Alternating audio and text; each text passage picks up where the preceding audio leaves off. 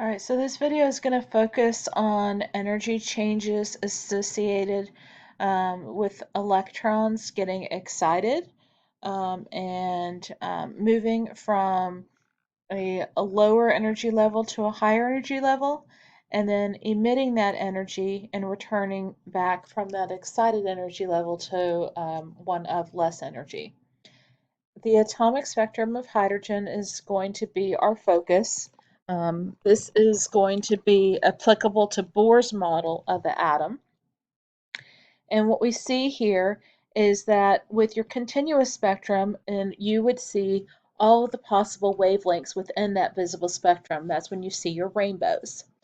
Line spectrums are only going to show certain colors of light, certain lines, and it's going to depend on what you're working with, whether it be hydrogen or other elements or even smaller compounds.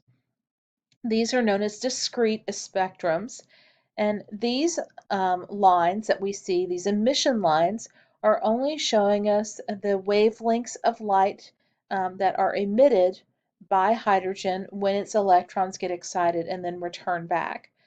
We do not see all of the continuous spectrum because only certain energies are available for the electron that hydrogen has.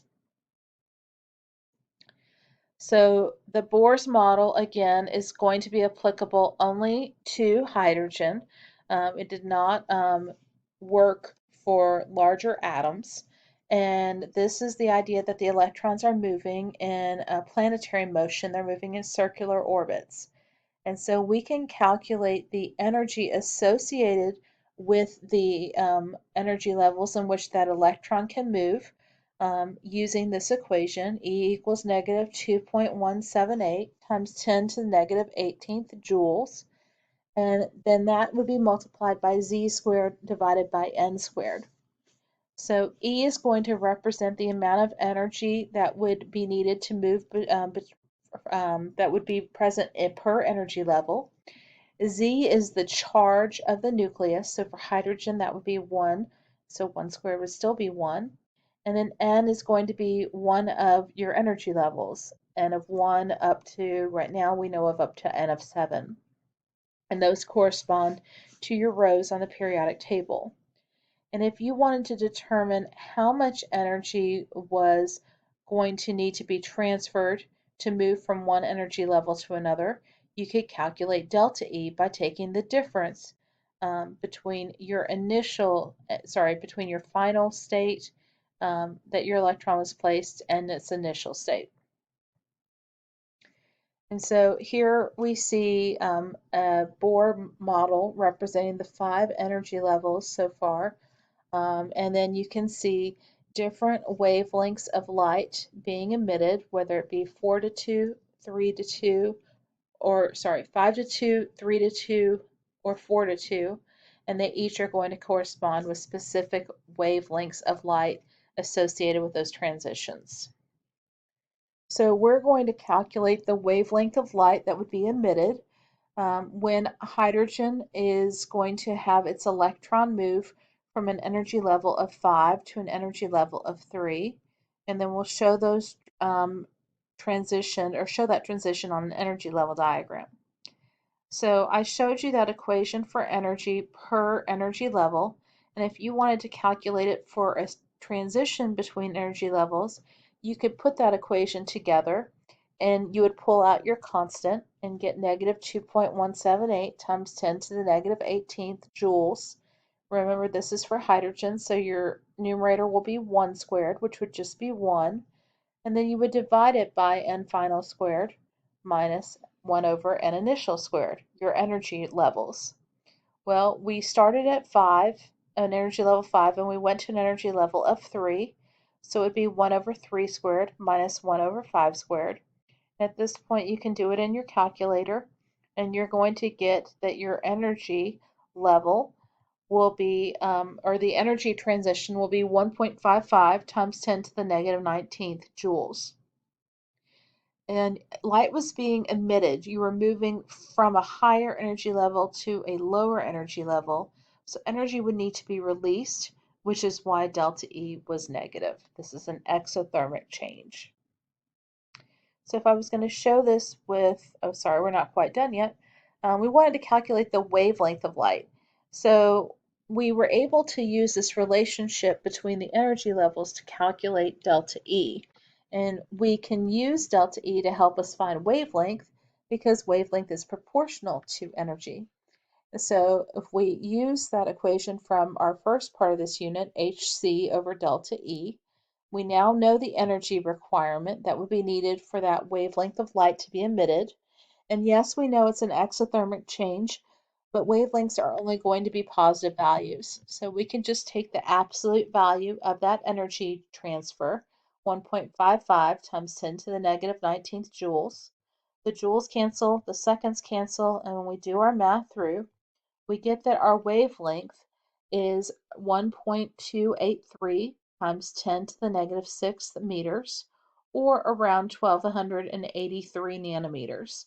So this would be outside of your visible spectrum, because again, your visible spectrum is going to fall between 400 and 700 nanometers.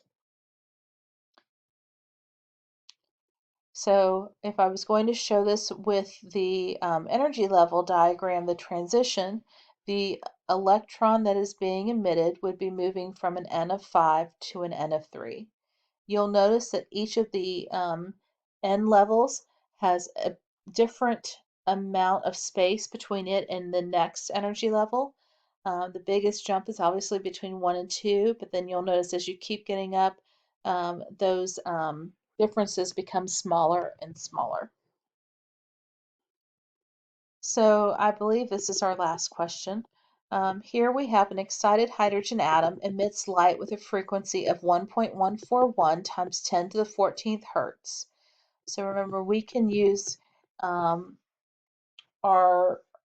frequency to help us find wavelength.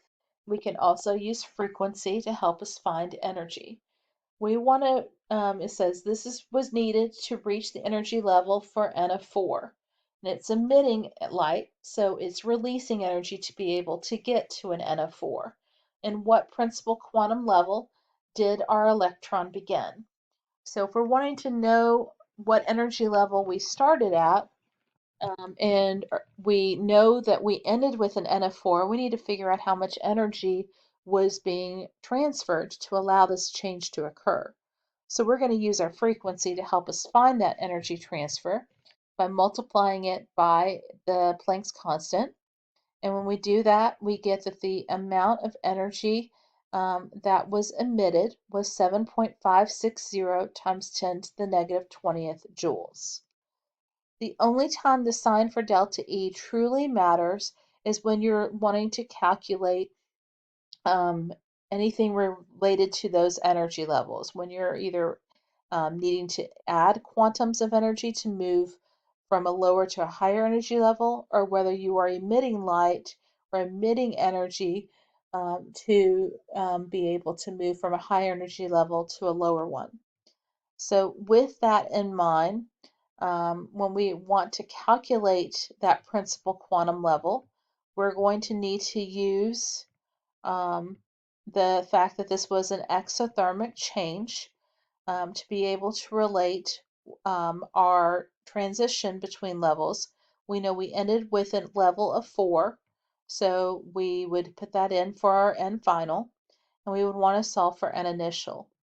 At this point, you can graphically use your calculators to determine what N initial is, but these N levels are always going to be pretty close to whole numbers.